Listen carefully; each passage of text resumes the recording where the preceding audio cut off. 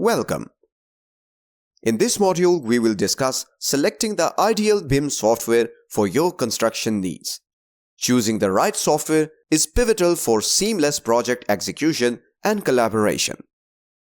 Before diving in, let's understand the basics. BIM software allows for 3D modeling, data integration, and collaboration. But not all software is created equal. First, evaluate your project requirements. Are you working on architectural designs, infrastructure, or structural engineering? Each project type may demand specific software features. Consider software compatibility. Will you choose BIM software integrates seamlessly with other tools your team uses? Compatibility ensures smooth data exchange and collaboration. Scalability matters. Is the software suitable for both small-scale and large-scale projects? Additionally, consider the learning curve. User-friendly interfaces can accelerate adoption. Understand the software's cost structure. Is it a one-time purchase or a subscription-based model? Factor in licensing fees and ongoing support costs into your budget. Explore the user community and support.